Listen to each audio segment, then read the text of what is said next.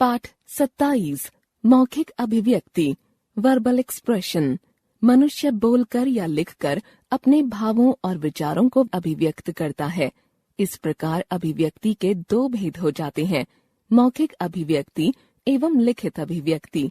इस बात में कोई संदेह नहीं कि भाषा बोली जाती है, बोलकर ही हम अपने भावों को दूसरों तक पहुंचाते हैं। भाषा के लिखित रूप का भी महत्व होता है, परंतु ध्वनि अधिक महत्वपूर्ण है। सबसे पहले बोलते हैं, फिर लिखते हैं। अतः छात्रों को बोलने और लिखने में निपुण होना चाहिए, परंतु पाठ्यक्रम में पहले लिखित कौशल पर ही अधिक बल दिया जाता था। उनकी मौखिक भाषा की ओर ध्यान नहीं देते थे। आजकल पाठ्य पुस्तकों में भी व्यक्तित्व विकास की ओर ध्यान दिया जा रहा है और उसमें मौखिक कौशल प्रमुख स्थान रखता है। मौखिक परीक्षा लेना क्यों आवश्यक है? भाषा शिक्षण इस उद्देश्य को लेकर चलता है कि विद्यार्थी अच्छी भाषा बोल सके, परंतु यह अच्छा क्या है? किस उच्चारण को शुद्ध कहा जाएगा और किसे नहीं? मौखिक परीक्षा लेते समय किन बिंदुओं को ध्यान में रखना चाहिए? यहाँ इस पर विचार किया गया है। बोलने की उचित गति। विद्यार्थियों को यह सीखना चाहिए कि भाषा का प्रयोग वह अधिक शीघ्रता से न करे। मंद गति भी श्रोताओं को बोर कर सकती है, अतः मध्यम गति अपनानी चाहिए। अपनी बात इस तरह प्रस्तुत करनी चाहिए कि वक्ता और श्रोता के बीच एक संवाद स्थापित हो जाए। स्वराघात एवं बलाघात। बोलते वक्त उचित स्थानों पर पर्याप्त बल का प्रयोग करना चाहिए। जैसे एक वाक्य सामान्य रूप में बोला जा सकता है, तुम यहाँ आओ। यदि तुम पर जोर दें तो वाक्य के अर्थ में एक नवीनता आ जाती है। इसलिए विद्यार्थियों को यह बताया जाना चाहिए कि कहाँ कैसे बल देना है, शब्द को किस प्रकार बोलने से अर्थ विशेष हो जाता है आदि। विराम। बोलते हुए कहाँ रुकना अपेक्षित है, कहाँ चलते जाना है, कहाँ प्रवाह में बोलना है आदि का ज्ञान विद्यार्थियों को देना चाहिए। मुख मुद्रा एवं हाव भाव। बोलते हुए चेहरे की बनावट, हाथों का चलना आदि भाव भंगिमाएं बहुत महत्व रखती हैं। बोलने के साथ साथ इन सब का होना भी आवश्यक होता है। श्रोताओं पर अच्छा असर पड़ता है। चेहरे पर उत्साह और आंखों में चमक हो तो संवाद प्रभावशाली होता है। आरोह अवरोह अथवा प्रवाह। बोलते समय अनेक प्रकार के वाक्यों का प्रयोग किया जाता है। संदेहार्थक, प्रश्नवाचक, शर्त युक्त, इच्छार्थक आदि। इन वाक्यों को उचित प्रवाह और पर्याप्त उतार चढ़ाव के साथ बोलना चाहिए, अन्यथा श्रोताओं तक भावों को पहुंचाना कठिन हो जाता है। अतः भावानुरूप आरोह अवरोह का होना जरूरी है। इसी प्रकार बीच बीच में अटक कर बोलना, एक क्रम श्रृंखला में न बोलना प्रवाह को अवरुद्ध कर सकता है। विभिन्न प्रकार की भाषा। भाषा के अनेक प्रकार हो सकते हैं। बोल चाल की भाषा, मिश्रित भाषा, साहित्यिक भाषा, सरल भाषा आदि। छात्रों को हर प्रकार की भाषा से परिचित करवाना चाहिए।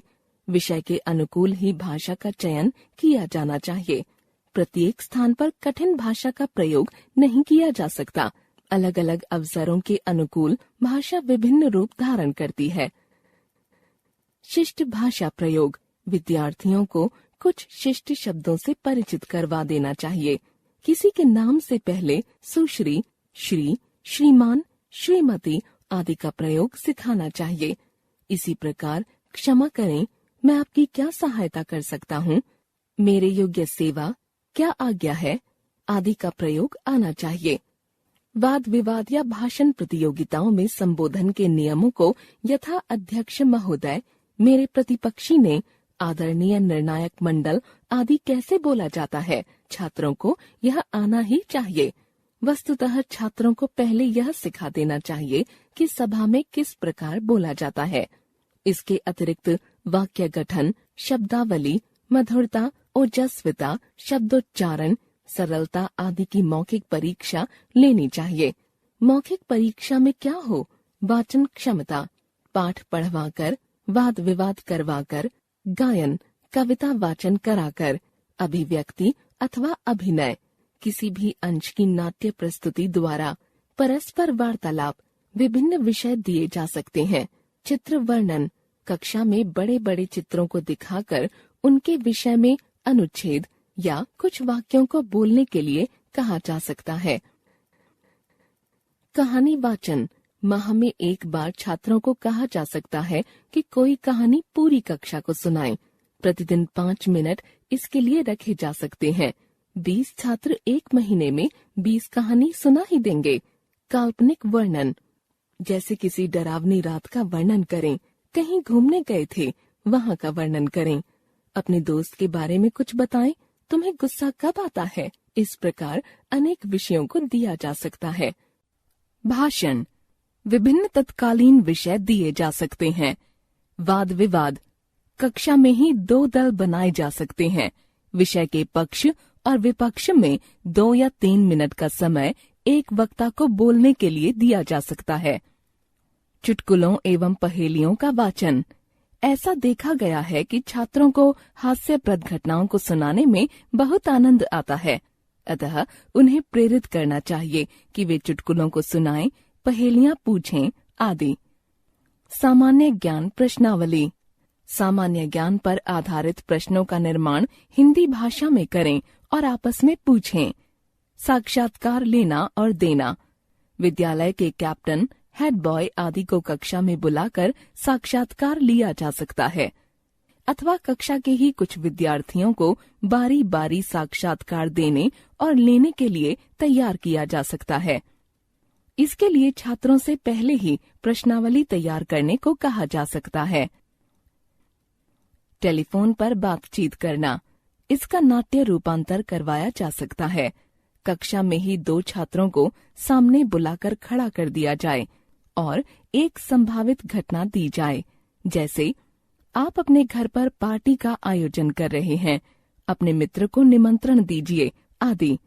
फिर दोनों को बोलने के लिए कहा जाए। टीवी पर आ रहे कार्यक्रमों संबंधी, दूरदर्शन पर अनेक प्रकार के कार्यक्रम आते हैं, खेल संबंधी, मनोरंजन, समाचार व अनेक प्रकार के धारावाहिक आदि। अतः इनको आधार बनाकर परिचर्चा का आयोजन करवाया जा सकता है, बातचीत की जा सकती है। राजनीतिक, सामाजिक, साहित्यिक, धार्मिक आदि ज्वलंत विषयों पर संवाद, बातचीत, परिचर्चा करवाई जा सकती है।